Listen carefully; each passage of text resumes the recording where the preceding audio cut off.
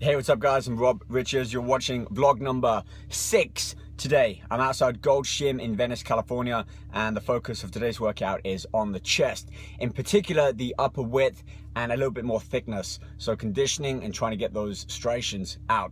As always, please do like, subscribe to my channel, and also click on the link below here and I'll send you a full training guide, 7-day workout guide showing my exact workouts as I'm doing here.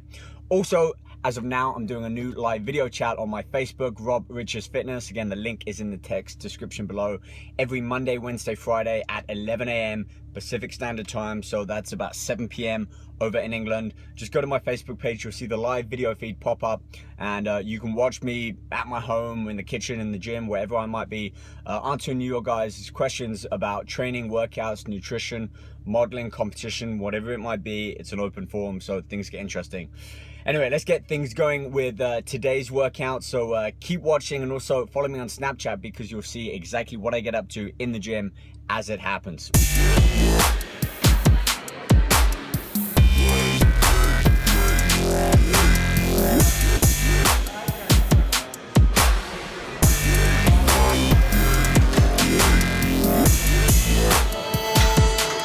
First exercise, incline bench, dumbbells, starting with my palms neutral facing each other, and as I press upwards, rotate my hands inwards, I feel a lot more tension across the upper area of my pecs and the inner section as I rotate my hands around and squeeze.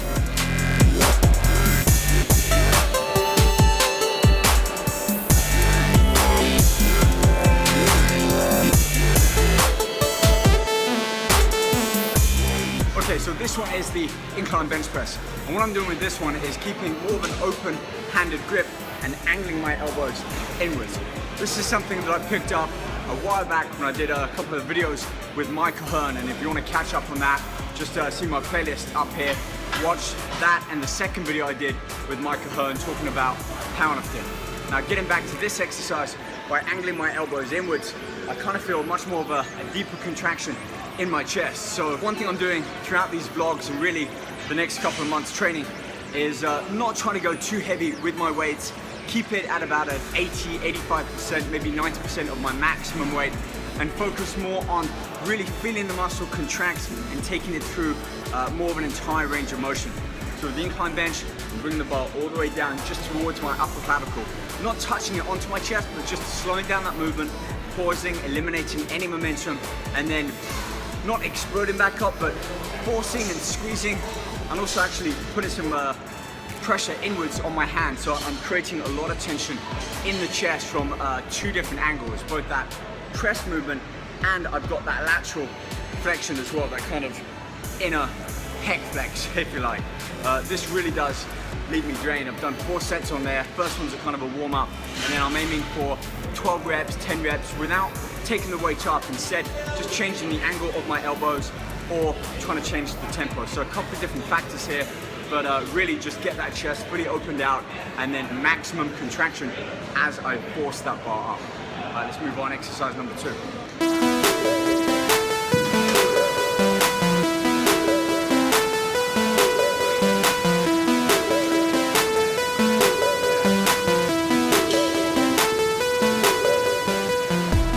So as you can see here, single arm machine press.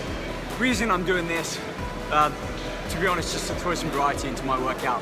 I like to have either one exercise or at least a different hand position or attachment every chest workout. Therefore, I'm not simply just following the same types of movements and allowing my chest to get into that routine where it's basically just becoming more efficient at doing those exercises. So nice to kind of mix things up.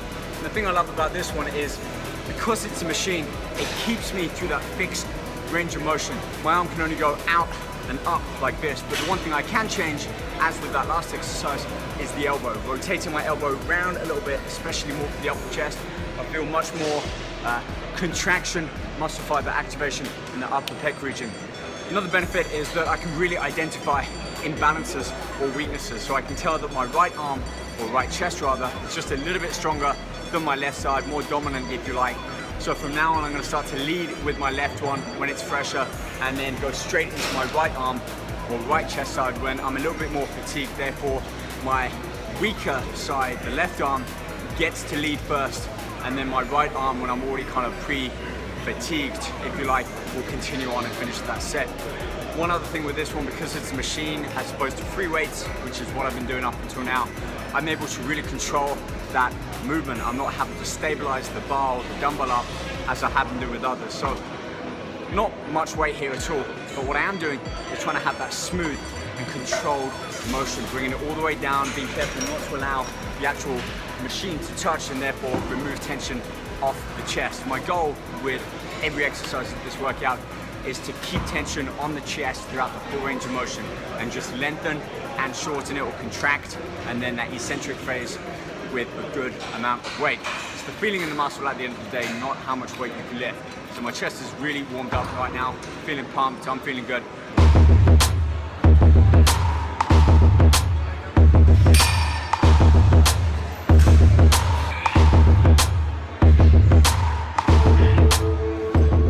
So with this machine, it's called a plate-loaded advanced chest. It's by the brand Cybex, and I really haven't seen it in many gyms besides this one, Gold Gym in Venice, California.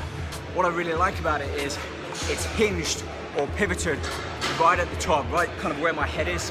You get these two levers coming out, so it's kind of hinged as well, so that not only can I press like a conventional chest press or bench press type exercise, but it also allows that lateral motion, so I can kind of create a fly in. I can press and fly at the same time, and it gives this incredible contraction in the chest, especially the upper region of the chest as I pull those handles in. Now, of course, if you don't have this machine in your gym, it's going to be a little bit hard to replicate, but I have done this with dumbbells, and especially if you have a spotter where they're heavy enough where you can comfortably push them in, but as far as a fly motion, they're probably going to be a little bit beyond what you might normally do. This is where the spotter comes in, and what you do is basically have them cup your elbows, and as you're pushing up, they're gently pushing your arms together, and then you can create that tension in the inner pectoral region, squeeze the chest, contract, and bring those dumbbells together without touching. It's a little bit tricky, but it really does give a fantastic feeling in the chest. And of course, if you do have this machine, try dropping the weight down, not pushing to maximum weight, and feeling that muscle thoroughly worked. 3 sets on here, 12, even 15 reps on here with that contraction. Now I can move on and really start to open out that chest with a fly type movement.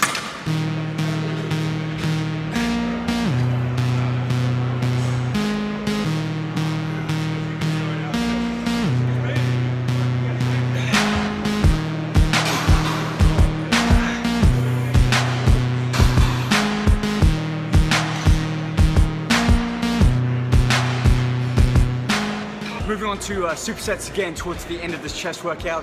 First exercise here, machine chest fly. A lot of tension created in that inner pectoral region. And if you go too heavy, you start to lose that tension in the chest and have to lean forwards, break away from your form, start to incorporate a little bit more of the shoulders and the triceps in. So sticking with that sort of 80% of my maximum weight. Slow, controlled, squeeze, maximum contraction. And then when I take the arms back, I'm not allowing those weights to clang down, touch, and remove tension from that chest. As I keep saying, it's always about keeping tension in the muscle and taking it through that full contraction and lengthening. Second exercise, superset, I'm just jumping onto a bench in a bridge position and doing a chest pullover with the dumbbell. Good stretch in the chest, different angle, something I haven't worked too much. I'm not doing this really as a main exercise, just to stretch out, open out those pectorals. Now I can move on and focus on the final exercise in today's chest workout.